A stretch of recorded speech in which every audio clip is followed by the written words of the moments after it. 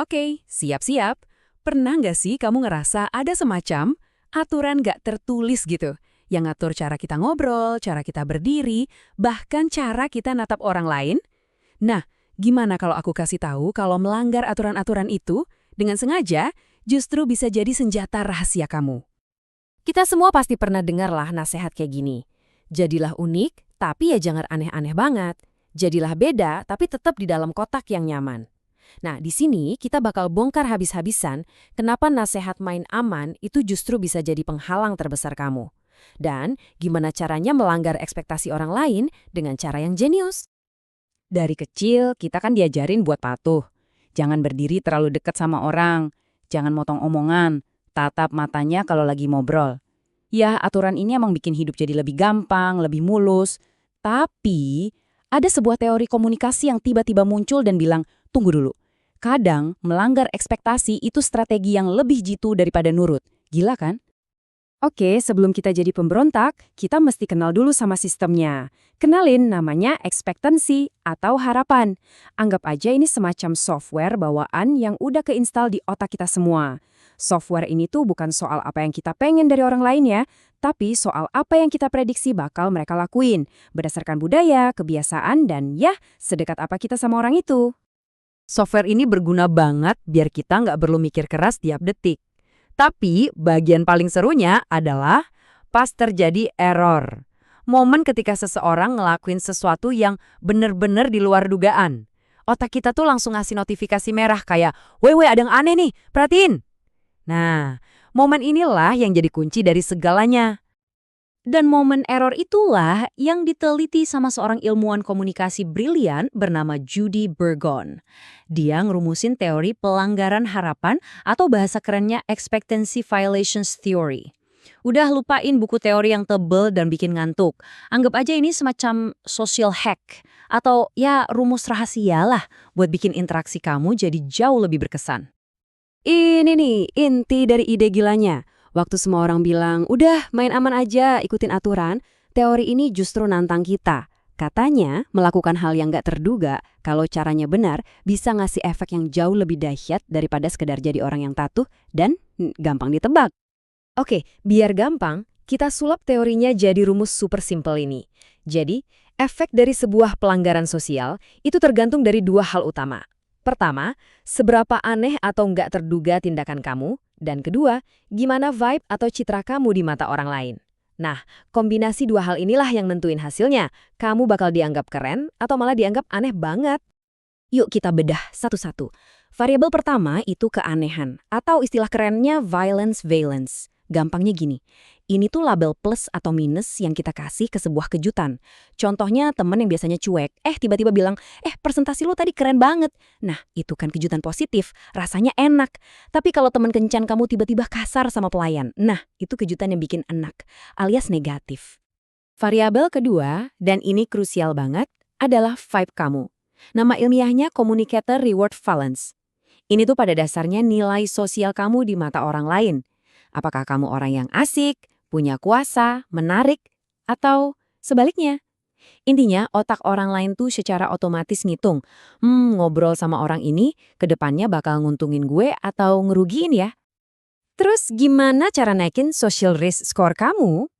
Menurut teori ini, skor kamu bakal tinggi kalau, misalnya, kamu dianggap menarik secara fisik, punya status atau jabatan penting, terkenal humoris, punya kesamaan sama mereka, atau sering ngasih pujian dan feedback positif.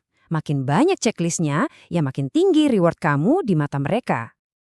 Oke, kita udah punya rumusnya. Keanehan ditambah vibe. Sekarang pertanyaan paling penting, gimana cara pakainya? Kapan waktu yang pas buat jadi pemberontak sosial yang keren? Dan kapan kita mending jadi anak baik yang main aman? Tenang, kok teori ini udah ngasih kita contekan strateginya. Ini dia contekan mainnya, dengerin baik-baik ya. Pertama, kalau vibe atau level reward kamu tinggi dan pelanggaran yang mau kamu lakuin itu positif, strateginya simple. Gas, lakuin. Ini bakal bikin kamu makin disukai. Kedua, kalau level reward kamu rendah, entah karena kamu orang baru atau belum punya citra kuat, apapun jenis pelanggarannya, strateginya adalah main aman dulu. Jangan aneh-aneh. Dan yang terakhir, mau setinggi apapun level reward kamu, kalau pelanggarannya negatif, ya jangan, titik, jangan pernah dilakuin. Jadi, intinya sesimpel ini. Kalau kamu udah dianggap orang yang asik, berwibawa, atau menarik, sebuah kejutan positif, misalnya nih, ngasih pujian yang spesifik dan tulus di saat yang gak terduga, itu bakal bikin nilai kamu meroket. Tapi, kalau kamu masih orang baru atau vibe-nya belum kebangun, strategi terbaik adalah dengan ngikutin ekspektasi yang ada. Bangun dulu social risk score kamu. Sampai sini, mungkin kamu mikir, wow, keren juga nih teorinya. Tapi mungkin ada juga yang skeptis. Tunggu, ini kan teori dari tahun 70-an. Emang masih relevan di zaman AI sama internet sekarang? Jawabannya, sangat relevan.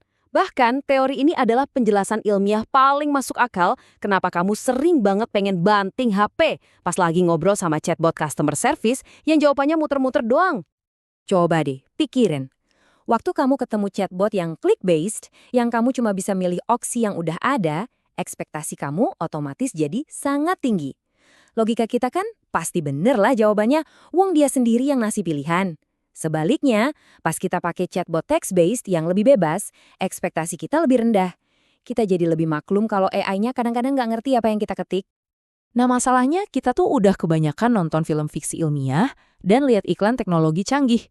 Sadar atau enggak, kita jadi memperlakukan AI seolah-olah mereka itu manusia super. Kita berharap mereka profesional dan akurat. Kita berharap mereka punya empati dan bisa ngertiin kalau kita lagi frustrasi. Dan kita berharap mereka responsif, jawabnya cepat dan nyambung. Ekspektasi kita ke teknologi ini udah setinggi langit. Jadi, pas chatbot yang kita harapkan super canggih itu malah jawab, "Maaf, saya tidak mengerti pertanyaan Anda buat kelima kalinya," itu bukan sekedar error teknis. Di otak kita, itu adalah sebuah pelanggaran ekspektasi negatif yang gede banget. Hasilnya, kita jadi kecewa berat, nggak percaya lagi sama teknologinya, dan bersumpah nggak bakal pakai lagi. Teori jadul ini ternyata bisa ngejelasin kekesalan modern kita dengan sempurna. Oke, sekarang gimana cara pakai kekuatan ini di kehidupan nyata? Ini dia contekan singkatnya. 1. Analisa vibe kamu. Coba jujur sama diri sendiri. Kira-kira orang lain ngelihat kamu gimana? 2. Cek kejutannya. Tindakan nyeleneh yang mau kamu lakuin ini kira-kira bakal dinilai positif atau negatif. 3. Eksekusi. Kalau syaratnya terpenuhi, vibe tinggi, kejutan positif, langsung aja sikat. Kalau kamu ragu sedikit aja, strategi paling aman adalah tetap patuh sama ekspektasi. Teori ini ngajarin kita kalau interaksi sosial itu bukan cuma soal ngikutin aturan, tapi soal seni buat tahu kapan harus melanggarnya dengan cerdas. Jadi, sekarang pertanyaannya buat kamu. Setelah tahu semua ini, pelanggaran ekspektasi positif apa yang berani kamu coba lakuin dalam minggu ini? Itu dia kekuatan dari melanggar ekspektasi dengan cerdas. Bukan soal jadi aneh, tapi soal jadi orang yang tak terlupakan. Kalau kamu suka bedah teori kayak gini, jangan lupa subscribe ke channel Belajar, biar gak ketinggalan bahasan keren lainnya. Coba komen di bawah pelanggaran positif apa yang mau kamu coba. Semua sumber yang aku pakai bisa kamu temukan di kolom deskripsi. Sampai jumpa!